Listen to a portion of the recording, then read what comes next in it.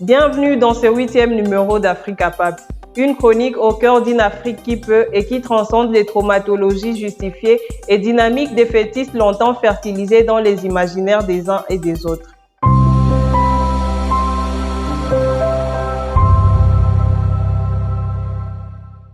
La monnaie congolaise a subi des fluctuations significatives face au dollar. La dépréciation du franc congolais est un sujet d'actualité depuis son institution en tant que monnaie nationale. En début 2006, la dépréciation du franc congolais face au dollar est de 15% après 3 années de stabilité.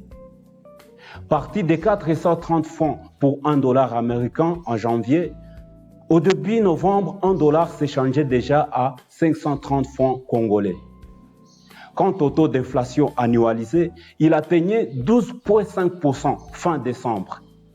Selon les Fonds monétaires internationaux, cette détérioration s'explique essentiellement par des dépassements budgétaires estimés à 200 millions de dollars, financés par la planche à billets.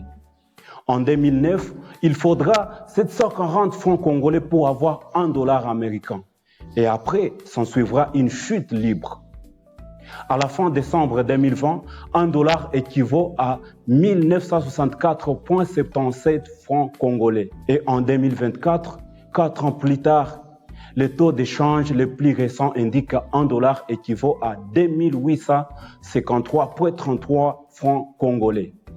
Mais attention, la vie d'une monnaie comme le franc congolais n'est pas un passage linéaire. Son évolution a toujours été en dents de scie. En effet, chaque monnaie, sans aucune exception, connaît des fluctuations. Parfois, elle est à son pic ou à sa phase d'expansion. Parfois, elle est à son creux ou à sa phase de récession ou même à son point d'équilibre. Mais alors, quand exactement la monnaie se déprécie? On ne saura pas expliquer la dépréciation monétaire sans rappeler que l'économie congolaise est dans le bimonétisme, prônant l'utilisation de sa monnaie locale et une monnaie étrangère de manière officielle. On parlera alors de la dollarisation. Le dollar américain est à la monnaie étrangère en question. Enfin, on dira qu'une monnaie se déprécie sur les marchés d'échange quand elle baisse sa valeur par rapport à d'autres monnaies. C'est-à-dire, il faut plus de cette monnaie pour obtenir la même quantité de l'autre monnaie en contrepartie. Par exemple, si hier, €1 valait $1,2 et aujourd'hui il ne vaut plus que $1,1, l'euro s'est déprécié par rapport au dollar.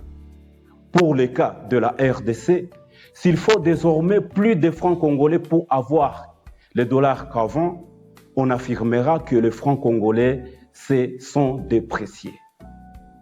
S'il fallait 2000 francs pour avoir $1 et que désormais il faut 2800 francs congolais pour avoir les mêmes $1, clairement, il y a eu dépréciation du franc congolais.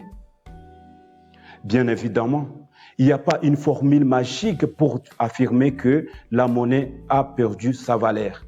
Il suffit juste d'observer les taux d'échange et le niveau de pouvoir d'achat de la monnaie locale sur les marchés des biens et services. Bon, dans un pays comme la RDC qui utilise 2 monnaies, le franc congolais et le dollar américain, la dépréciation peut être complexe. D'ailleurs, vous n'avez rien vu. L'histoire de la monnaie congolaise et sa fluctuation au fil du temps a encore quelque chose à vous dévoiler. Après la création de l'État indépendant du Congo en 1885, le roi Léopold II lance la monnaie de l'EIC en date du 27 juillet 1887, le franc d'or belge, en remplacement d'un dimbu, un coquillage Olivancillaria nana et les autres anciennes monnaies indigènes des royaumes et empires qui ont constitué l'État colonial, l'EIC.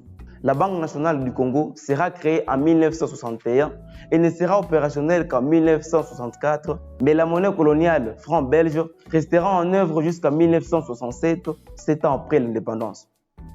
En juin 1967, le pouvoir de Mobutu introduit une nouvelle monnaie, les zaïres, avec un taux d'échange de $1 équivalent en $4 américains.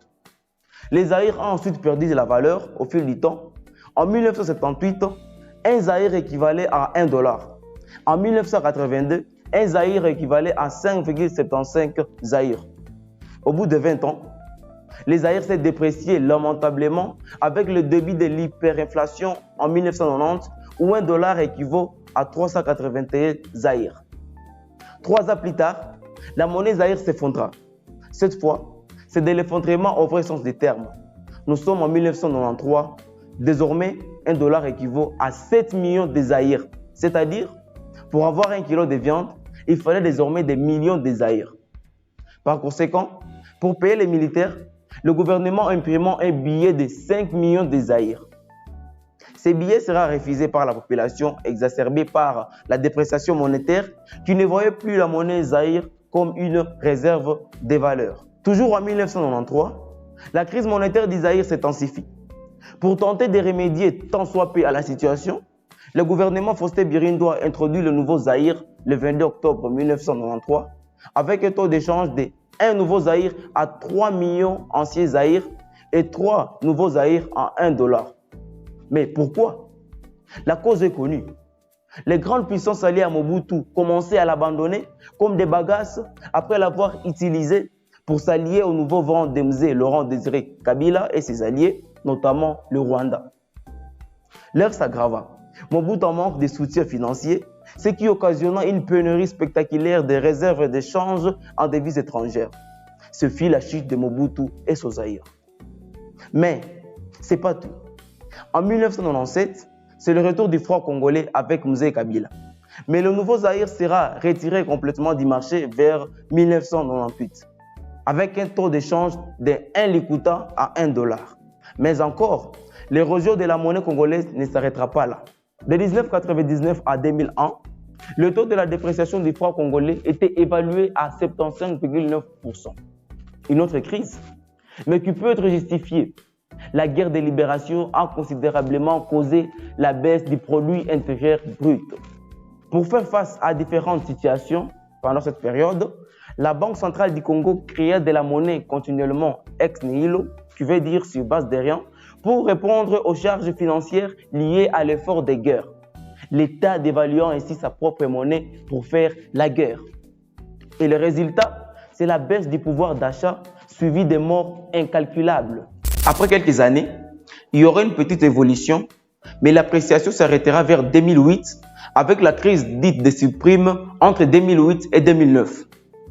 Ici, le franc congolais s'est déprécié à un taux de 25,3% par rapport au dollar américain. Pour cause, on acquisa la crise monétaire mondiale occasionnée par l'effondrement du système financier américain en 2008. Attention, encore ici, les difficultés de l'État seront compensées par l'impression de la monnaie ex nihilo injectée sur les marchés de bulles de francs congolais. Et depuis 2009, la dépréciation du franc congolais ne s'est jamais arrêtée.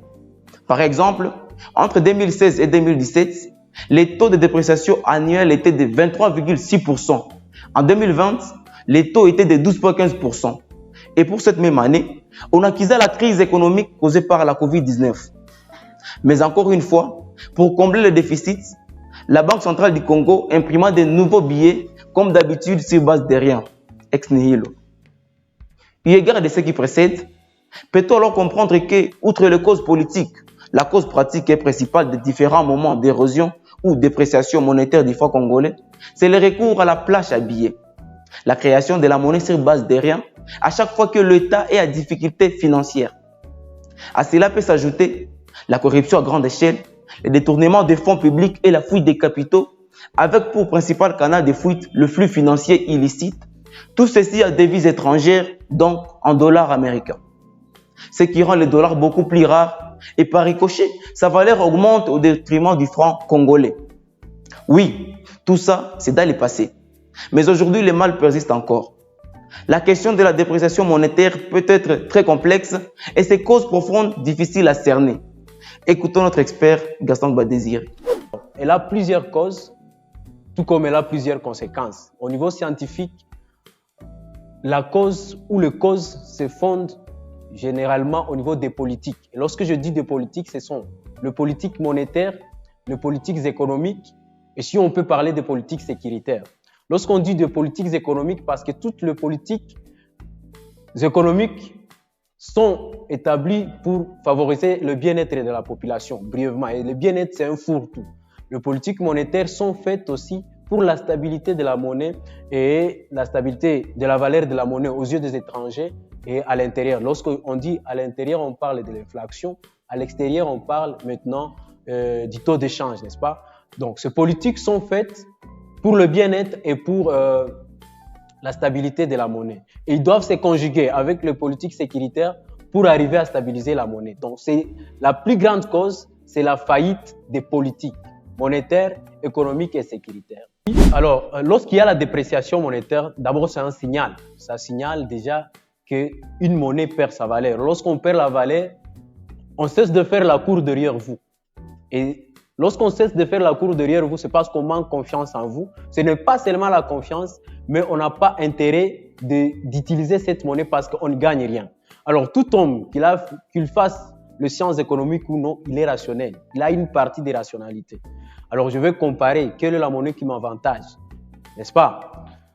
Si la monnaie nationale n'avantage plus les Congolais, par exemple, dans le cas du Congo, d'utiliser cette monnaie, ils n'ont qu'à chercher l'autre monnaie. Bien que la monnaie, c'est un symbole, ce qu'on n'essaie pas de comprendre chez nous, la monnaie, c'est un symbole d'une nation. Si je suis à Paris et que je vois un 500 francs sur terre, quand je suis Congolais, je dois m'arrêter parce que je suis lié à cela. Alors, l'être humain, comme tous les Congolais, sont rationnels. Lorsque cette monnaie perd la valeur, c'est-à-dire ce sont mes biens qui perdent aussi la valeur lorsque je les conserve dans cette monnaie.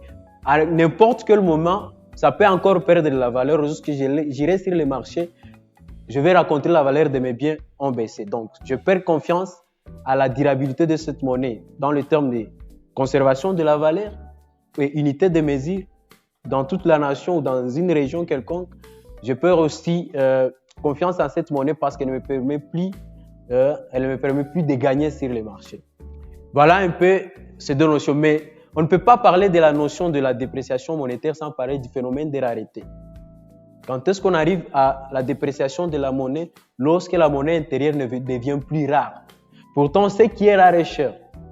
Sûrement, en sciences économiques, on va parler de la loi de l'offre et de la demande pour déterminer, n'est-ce pas, pour déterminer la valeur d'une monnaie. C'est-à-dire, est-ce que notre monnaie est demandée par les étrangers puisque la façon dont nous demandons la monnaie étrangère?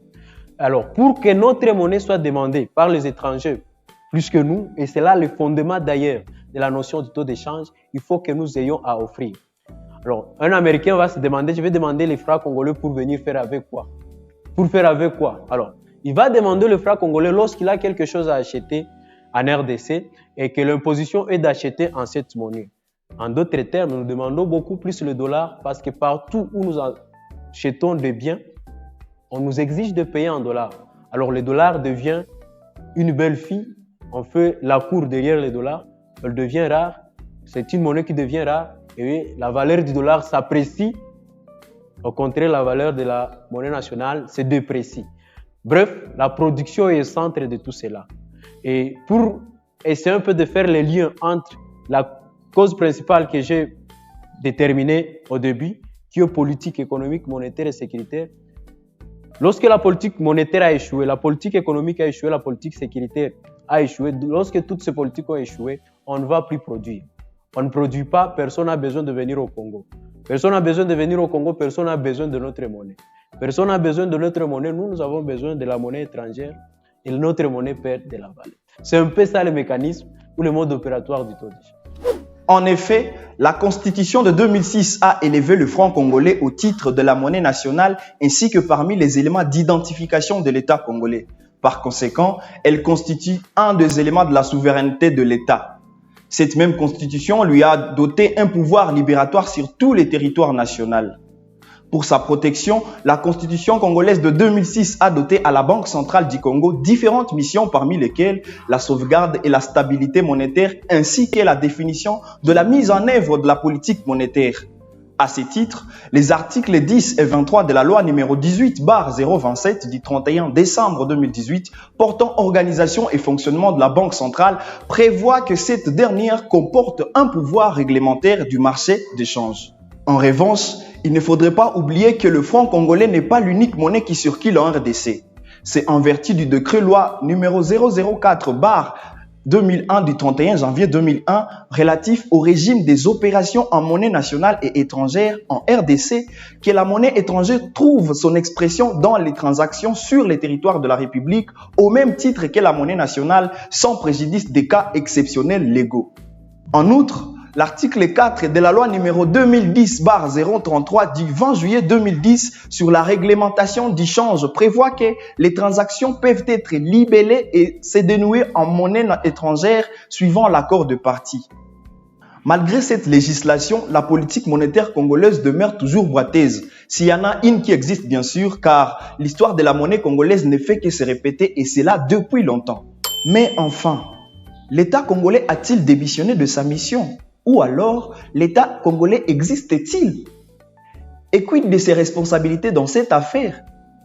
Évidemment, les Jonas devraient être dénichés et jetés dans la mer pour sauver la barque. Mais qui est-il? Qui faut-il lapider? Alors, lorsqu'on parle d'abord de la souveraineté monétaire, brièvement, ça veut dire que l'État a le monopole d'émission et de fixation de la valeur de la monnaie nationale. L'État n'a pas le pouvoir de fixer. Dans certains pays, et ça va nous amener à parler des régimes d'échange.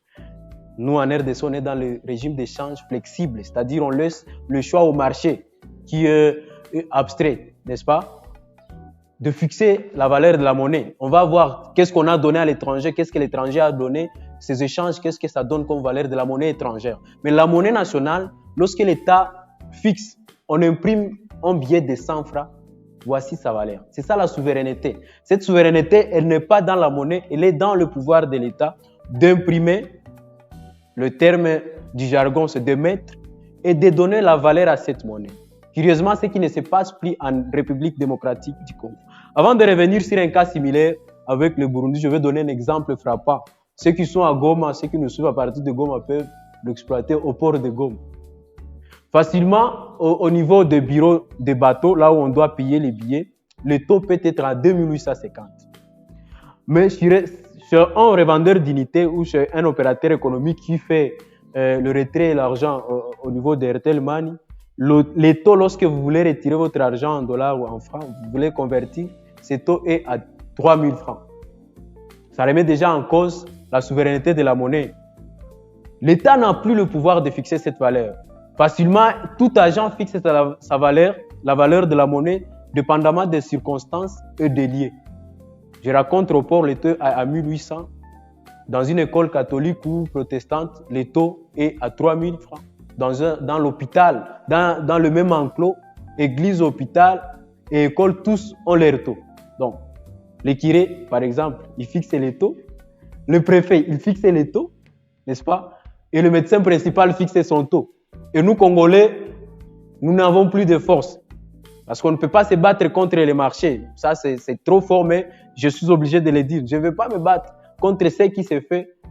Tous les chrétiens connaissent que lorsque je vais payer la somme dite comme dîme au curé, je vais payer à 3000. Je ne serai pas l'unique chrétien qui viendra me révolter. Et là, ça va parler de la notion de petit nombre et grand nombre. Je suis trop petit pour imposer cela. Alors, c'est au regard de tout ça que la souveraineté monétaire a été donnée à l'État, mais malheureusement en RDC, ce n'est plus le cas. La RDC, depuis 2002, avait signé des cadres politiques concernant l'organisation et le fonctionnement de la BCC, et on a constaté qu'après la période de 2002, il y a eu quand même des améliorations, mais cette amélioration n'a pas vraiment été dans la pratique, mais a été seulement observée sur la lettre. C'est ça le grand problème, parce qu'il n'y a pas observation des dispositions légales qui couvrent la politique monétaire de notre pays. En fait, il y a une concurrence sur les marchés entre la monnaie nationale et celle étrangère, et il ressort que le franc congolais subit une certaine méfiance dans les transactions à l'avantage de la monnaie étrangère. La hausse continue du taux d'échange crée une sérieuse instabilité monétaire due à la préférence de la monnaie étrangère. Les gens préfèrent détenir plus la monnaie étrangère que la monnaie nationale. Mais est-ce pour autant dire que la population est responsable ou contribue expressément au malheur qu'elle est en train de subir? Alors, lorsque je dis que le coupable, c'est l'institution, je ne dois pas créer un autre coupable. Donc, les consommateurs congolais sont entièrement victimes. Je vais donner une justification purement économique et vous la connaissez déjà, ceux qui nous suivent connaissent que je vais parler de la rationalité. Alors, lorsque l'institution qui devrait réguler la stabilité, que ce soit monétaire ou politique, a échoué, le Congolais n'est pas coupable, il est victime.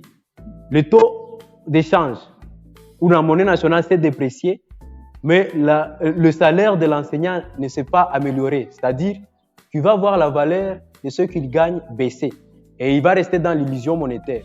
Alors, au lieu de rester dans cette illusion monétaire, il va rappeler cet aspect de rationalité. Qu'est-ce que je veux faire? N'est-ce pas? Il va chercher un refuge. C'est pourquoi il va se comporter tel qu'il se comporte et donc il n'est pas coupable. Les actes du consommateur congolais aujourd'hui, bien qu'il n'arrive pas à satisfaire la peine, sont rationnels. Lorsque je choisis le dollar à la place de la monnaie nationale, c'est parce que le dollar me protège. Le dollar me permet d'avancer. Donc la solution est au premier niveau. On ne va pas attendre la solution à la base. Si dans d'autres domaines, c'est le Congolais qui doit trouver la solution, cette fois-ci dans celui-ci, 99% de la solution viendra des autorités. En somme, on peut constater que la dépréciation de la monnaie nationale à l'avantage des devises est un virus qui infecte les fonctions que joue la monnaie pour la stabilité économique d'un État. Pour la RDC, l'extrême dollarisation est un phénomène qui s'est normalisé dans les transactions internes suite à la situation socio-politique et économique d'un pays en guerre, comme il a été dit précédemment. Et ce qui est grave, le gouvernement congolais semble ne plus avoir le contrôle sur ces domaines. La situation ne fait que se détériorer. Maintenant, qu'est-ce qui reste encore à faire, même si on sait que presque rien n'a encore été fait? Concrètement, quelle voie de sortie peut-on envisager? Enfin bref, qu'est-ce qu'on propose?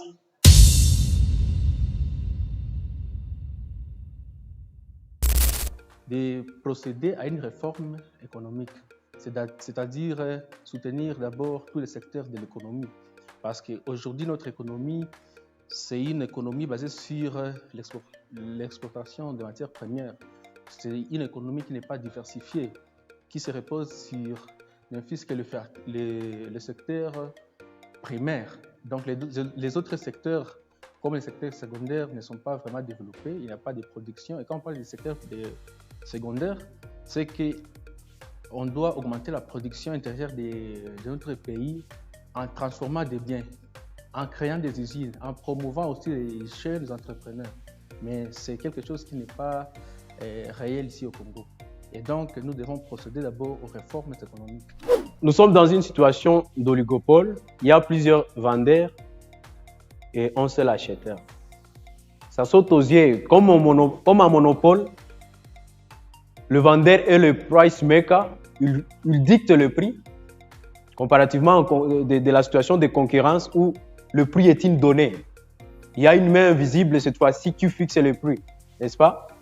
En oligopole, normalement, ce serait l'acheteur qui fixerait le prix.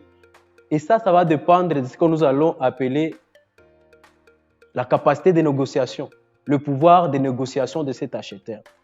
Prenons l'exemple d'un pays, par exemple la RDC et le Rwanda. Le Rwanda, presque tous les produits alimentaires consommés à Goma ou dans la région de l'Est viennent du Rwanda. Et le Rwanda ne produit que pour nous parce que la Tanzanie, elle se suffit. Le Burundi, il se suffit dans la consommation de ce qu'il produit. L'Ouganda, on ne voit pas comment l'Ouganda peut importer des choses du Rwanda. La RDC est l'unique acheteur alors qui devrait avoir ce pouvoir. Mais pourquoi la RDC n'arrive alors pas à fixer ses prix? C'est parce qu'il n'a pas le pouvoir de négociation. Le pouvoir de négociation, c'est le front office. C'est ce qu'on sait voir, mais derrière, il y a des éléments importants qui chargent ce pouvoir, notamment si on n'achetait pas au Rwanda. Qu'est-ce qu'on va montrer pour faire peur au Rwanda que si vous refusez notre prix, on ne viendra plus chez vous. Il faudra montrer que nous sommes capables d'aller acheter en Ouganda ou au Burundi. D'ailleurs, le Burundi n'exporte pas ses productions alimentaires. À l'est de la RDC qui consomme presque la totalité de la production du Rwanda, on ne va pas attendre ce qui viendra de l'Angola parce que le coût sera élevé.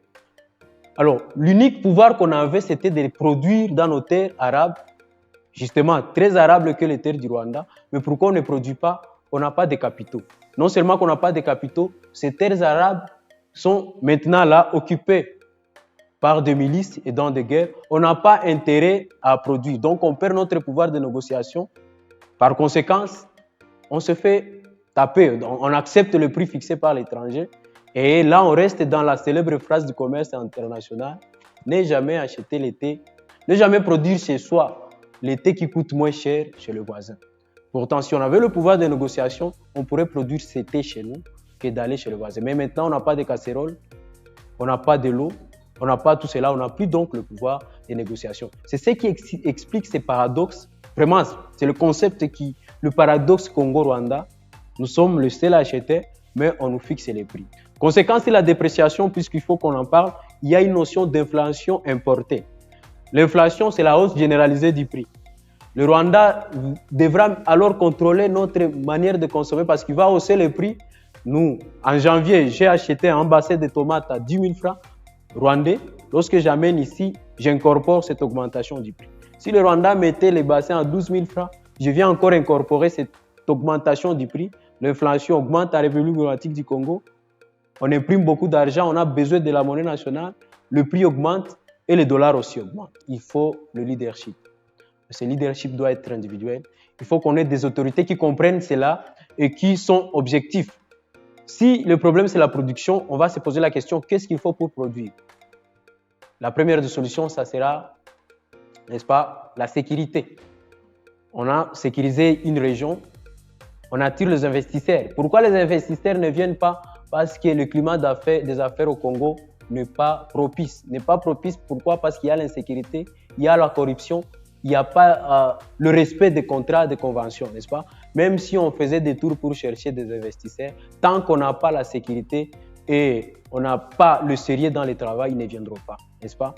On va demander aussi la question de la construction des infrastructures. À quoi bon que je produise quelque chose à Pinga que j'aurais du mal à faire arriver au marché, n'est-ce pas? Il faut alors qu'on construise la réhabilitation de voies, de communication, de transport. Et après cela, on pourra commencer à produire. Et si on garde ce sérieux, on va redonner à la Banque centrale cet aspect d'indépendance. On va déjà mettre de valeur au sein des institutions et on va résoudre cette difficulté de stabilité monétaire.